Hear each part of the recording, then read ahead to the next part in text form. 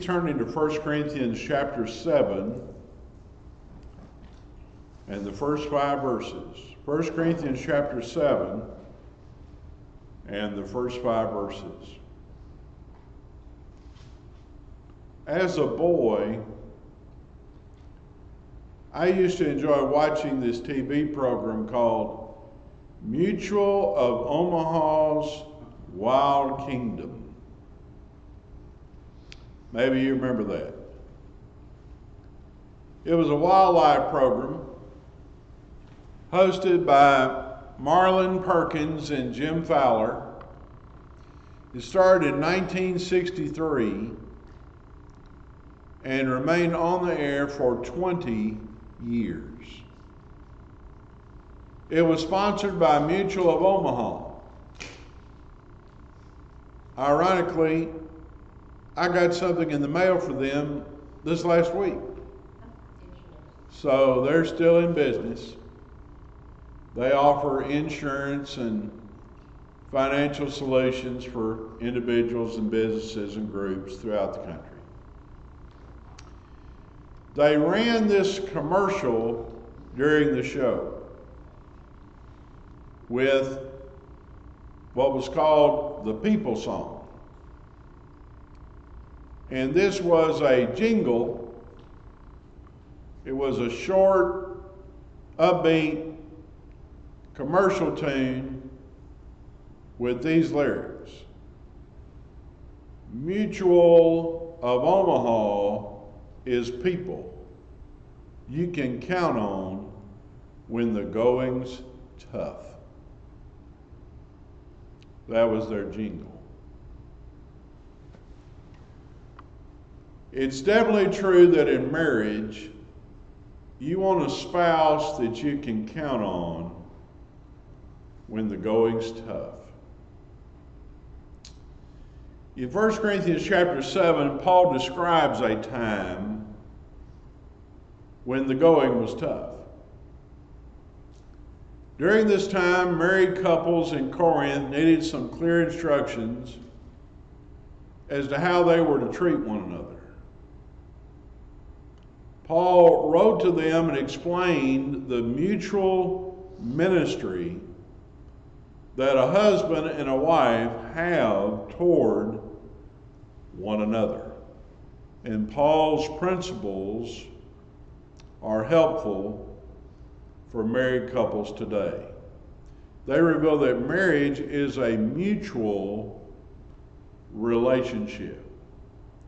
I want to talk today about the idea of marriage is mutual. Let me explain. In this text, there are a number of principles that describe how marriage is mutual. First of all, there is the principle of mutual relief. Mutual relief. Verses 1 and 2. Now concerning the things whereof you wrote unto me, it is good for a man not to touch a woman. Nevertheless, to avoid fornication, let every man have his own wife, and let every woman have her own husband. Now in this first verse, Paul points out that there is the option of remaining single. Marriage is not commanded. And here is a clear instance where not considering the context in which a verse is found can cause a Bible student to find themselves in a maze of confusion. For example, notice further some of the teaching of Paul in 1 Corinthians 7. Look at verse 8. He says, I say therefore to the unmarried and widows, it is good for them if they abide even as I. Verse 27, art thou bound unto a wife? Seek not to be loosed. Art thou loosed from a wife? Seek not a wife. Verse 38, so then he that giveth her in marriage doeth well, but he that giveth her not in marriage doeth better. And then verse 40, but she is happier if she so abide after my judgment, and I think also that I have the Spirit of God. Well, we ask, why did Paul advise against marriage in 1 Corinthians 7 when in other places the Scriptures teach that marriage is desirable? Over in 1 Timothy 5:14, he said, I will therefore that the younger women marry. So how do we reconcile that? Well, you have to understand that some of Paul's counsel in 1 Corinthians 7 was in view of the impending distress or time of persecution. Look at verse 26. I suppose, therefore, that this is good for the present distress. I say that it is good for a man so to be. And then in verse 29, but this I say, brethren, the time is short. It remaineth that both they that have wives be as though they had none. So here you have some inspired advice that was never intended to apply with equal force in every place and at all times. It was good for the present circumstances in the Roman Empire. He's not stating that it's a sin to marry. In fact, in verse 28 he says, but and if thou marry, thou hast not sinned. But Paul says then, to avoid fornication, it would be good to marry. He is teaching the importance of purity in relationship to single living. Of course, the idea that many accept today is that it's all right for a couple to just live together as if they were married when they are not. Well, that's denied by this passage. How are you going to avoid fornication or sexual impurity? Well, it's quite simple. Paul says, you marry. When you think about the immorality in the city of Corinth and the sin which idolatry promoted, you can see the danger for young people. And likewise, the unbelievable permissiveness of our society today has a tremendous impact on young people. To avoid fornication, marriage is promoted. There's this principle of mutual relief. Number two, there is the principle of mutual restriction. Mutual restriction. Verse 2. Nevertheless, to avoid fornication, let every man have his own wife, and let every woman have her own husband. Now, right here, it's important to remember that Paul was initially writing to people living in Corinth in the middle of the first century, around 57 AD. Ideas and concepts and problems of marriage with the Corinthians were fundamentally different from Christian concepts. And the 7th chapter of 1 Corinthians was written to people who had never heard of Christian ideals of marriage until Paul and others brought Christianity to them about 4 or 5 years before this first epistle of Corinthians was written. Here's the people that were steeped in Greek thought. And prior to Paul's coming, they knew nothing else. Paul's not writing to people in a stable moral environment. And he's dealing with a new order of life, the Christian order, which has suddenly been introduced into one of the most pagan centers of the world. And this letter is being written to inexperienced Christians who are making a transition from pagan social customs to a new social life that is harmonious with the will of God. And what Paul was up against then is what our missionaries face every day as New Testament Christianity confronts pagan culture. Paul taught that while circumstances might offer some advantage to remain unmarried during the present distress, God's general rule is marriage of the right kind, one husband for one wife. Now you'll see there's no talk of the husband and his wives, or of the wife and her husbands. This is language that opposes the monogamous view of marriage. A woman does not have her own husband if she must share him with another woman. A man does not have his own wife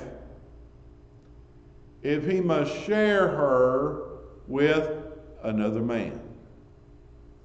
These two accusatives clearly point to monogamy.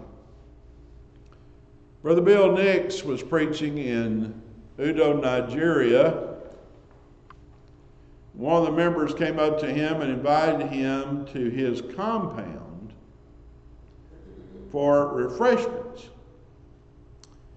And when the lady of the house brought the food, the man said, "This is my senior wife." And Brother Nick said, "Oh, that's bad." And he wanted to know why. And Brother Nick says, "Well, that implies that you have a junior wife." And he said, "Oh yeah, I do." And he seemed unashamed of having two wives while at the same time being a member of the Lord's church. He was untaught. And so Brother Nix felt it a good opportunity to teach him and his wives. And he said, "Would you permit me to ask the senior wife a question?" And he agreed.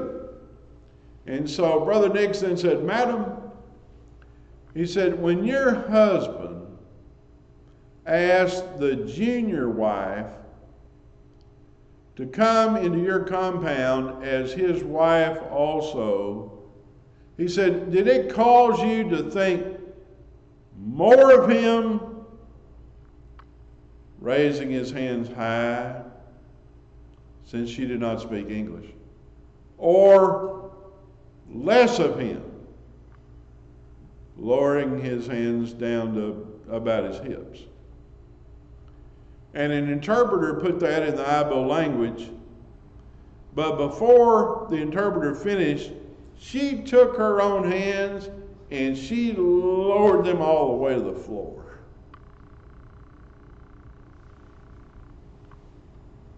And Brother Nick said he felt that represented how most of the women felt.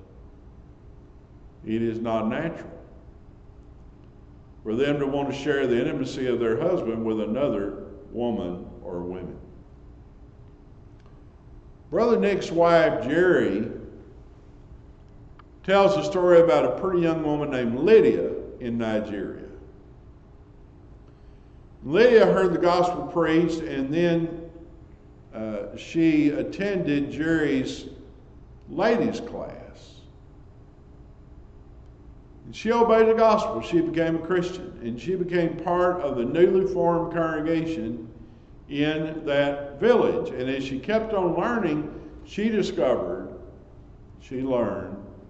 that she was living in an unscriptural marital situation, because she was one of 3 wives of a man who had no interest in religion whatsoever.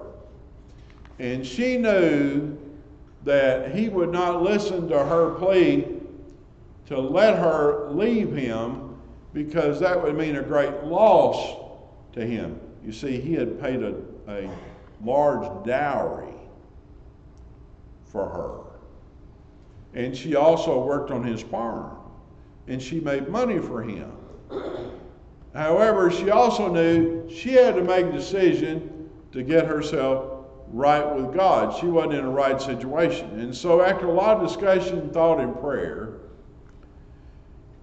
she came to Brother and Sister Nix with her decision, and she told her husband that she was going to stay and she was going to work for him, but she could not live with him as his wife. And since she had her own little house on his compound, she thought that might be a workable solution.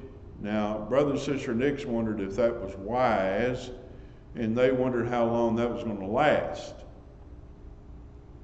One day, Lydia came to Jerry and said she didn't have a Bible of her own that she could read, and they gave her a Bible in the Abo language. And she continued reading her Bible and attending church services faithfully and coming to class for several months. And then her trouble began. Her husband was satisfied with her work, but he thought she was too pretty to live on his compound and not be his wife, especially since he had paid for her. And so he started making it hard on her to keep her from going to church. And then one day he forcefully took her new Bible from her and destroyed it. And that was the final straw. She knew she had to leave his compound. So she left him, and she later married a Christian man, and she became a faithful and happy wife. It isn't always easy to be a Christian, but God blesses those that come out of sinful situations, like Lydia did. She truly put the Lord and his kingdom first in her life. Matthew 6 and verse 33. You know, thanks to Hollywood, we have a pretty corrupt picture of marriage in our society. And some think sexual relations is best with multiple partners.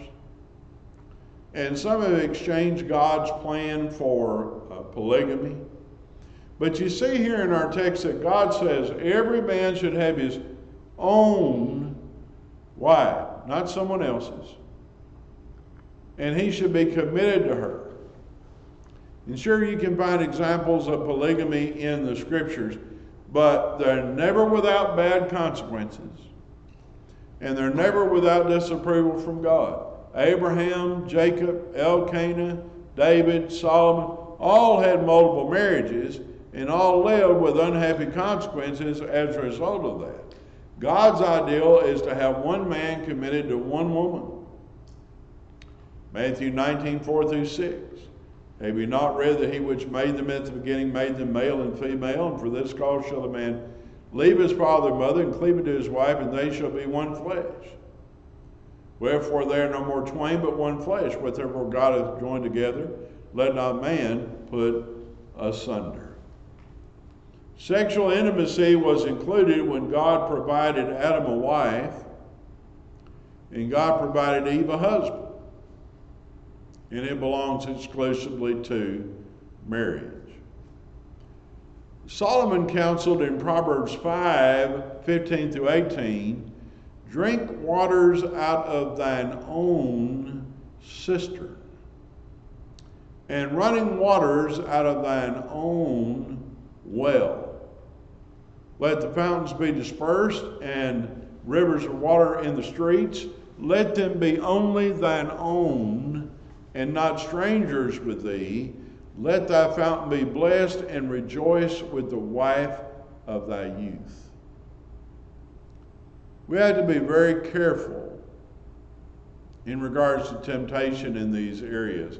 I read a while back about a man who said the internet robbed him of a good marriage. Internet's been a blessing in a lot of ways in this high-tech information age, but like so many other high-tech things, it can become a source of temptation. This man said that his wife of 18 years had left him for some man that she met online. And he thought they had a good marriage.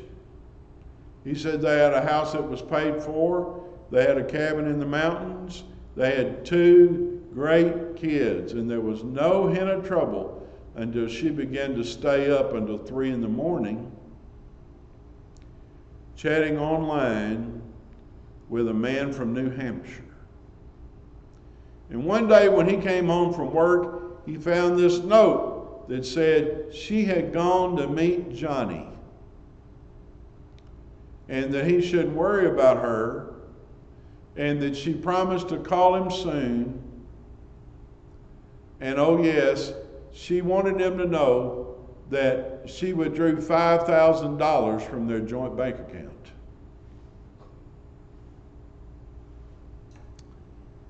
In Hebrews 13:4, marriage is honorable in all, and the bed undefiled, but whoremongers and adulterers God will judge.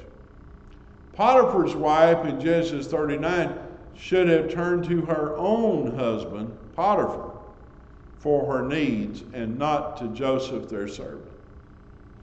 David should have turned to one of his own wives in the palace and not to Uriah's beautiful wife. The woman in 1 Corinthians 5 should have turned to her own husband and not to her stepson. And the guilty stepson should have turned away from her.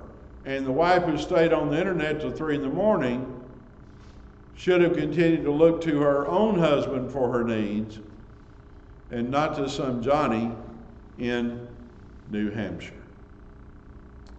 Mutual relief, number 1. Mutual restriction, number 2. Number 3, there's the principle of mutual responsibility. Mutual responsibility. In verse 3, let the husband render unto the wife due benevolence, and likewise also the wife unto the husband. The wife have not power of her own body, but the husband. And likewise also the husband have not power of his own body, but the wife. Defraud ye not one the other, except it be with consent for a time, that ye may give yourselves to fasting and prayer, and come together again, that Satan tempt you not for your incontinency. New Testament teachings on marriage stress the mutual, reciprocal, covenant relationship between a husband and wife. A husband must give his wife her full due. She must give her husband his due.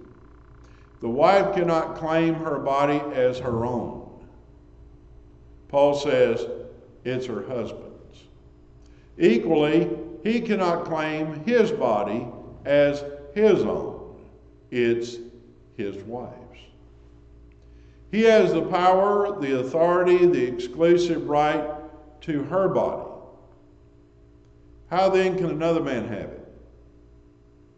She has the power, the authority, the exclusive right to his body. How then can another woman have it? How can you reconcile that with the practice of polygamy or the practice of adultery? Sexually, the first couple have already transferred all of their sexual rights to their mates. They have none to give to anybody else in the sight of God, not with his approval. You know, if everybody recognized Paul's principle there and practiced it, that would be not only the end of polygamy, but also adultery would be all but annihilated on the earth. The wife is commanded by Paul to render due benevolence to her husband. Health permitting, she ought to be sensitive to his needs and eager to respond lovingly. The sexual relationship in marriage is a very tender, intimate, beautiful, sacred means of expressing deep and abiding love and commitment and oneness. It's the added language that God has given to married people in order that they may express adequately to one another the depths of their love. And that language is far more expressive than human speech. And by it, they express the deep commitment that each has made to the other. And by it, they say, I am yours, you are mine, we are each other's. Neither partner is a piece of property to be exploited or to be used, but are seen as a minister to serve the other. We're responsible to cleave to our mate. Mutual relief, number one. Mutual restriction, number two. Mutual responsibility, number three. And then fourth and finally, there's the principle of mutual restraint. Verse 5. Defraud you not one the other, except it be with consent for a time, that you may give yourselves to fasting and prayer, and come together again, that Satan tempt you not for your incontinency. So he teaches here in 1 Corinthians 7 that at the beginning of marriage, there is this transfer of ownership. Before marriage, the woman's body was her own possession. After marriage, the husband possesses power over her body. She in turn possesses power over his body. And he says, unless her health will not permit, or his demands are totally unreasonable, she should not withhold this pleasant privilege from him. There's to be no defrauding. There is to be, as some would say, no bedroom blackmail between marital mates. Facing such, a wealthy man turned to other women for satisfaction. And he told a friend, she locked me out of the bedroom years ago. Well, that didn't justify his immorality. But neither was that selfish woman free from all blame either, because she didn't meet her mutual obligations. And here he teaches that to withhold oneself from their marital partner is to be guilty of fraud. That's a fraud. Such a one reneges on that part of the marriage and violates the vows taken in the marriage ceremony. And he says there in verse 5 that the foregoing of such privileges for a certain time should not be practiced unless there be mutual consent. And he advises that the abstaining period not be very long, lest Satan tempt one another, one or both partners, to seek satisfaction elsewhere and cause them to commit the sin of adultery. In cases of fasting and prayer, each of the two should be mutually agreeable and practice mutual restraint. So the matter of separation ought to be based upon a mutual agreement or understanding. And you see, and hopefully I pointed out to you, the need of mutuality that runs throughout this whole section that Paul is discussing here. I have dealt with cases in trying to help husbands and wives with their problems, where either the wife or the husband refuse to recognize their responsibilities in these areas. And sometimes it's led to the breakup of the home, or it's led to one being guilty of adultery or fornication. And in such cases as that, I've always insisted that though one has not been guilty of adultery, because of a failure to recognize the principles that set forth in this passage, they've contributed to the wrongdoing, to the fornication, or to the adultery of the other person. And in instances like that, there is no innocent party. I do not believe they're free to marry any more than the guilty person. The passage teaches us the importance of mutual responsibilities. One may be responsible for the other being guilty of adultery by refusing the very principles of Paul in this passage. In 1 Peter 3 and verse 7, Peter says, "Likewise, ye husbands, dwell with them according to knowledge, giving honor to the wife as unto the weaker vessel, and being heirs together of the grace of life, that your prayers be not hindered." Heirs together of the grace of life. That's how God wants marital couples to be. We need to understand that marriage is mutual. Are you in Christ today? Are you living faithfully in the sight of God? If you need to respond to the Savior's invitation to obey the gospel of Christ and be restored, this time is for that. We'll stand and sing this song for your encouragement.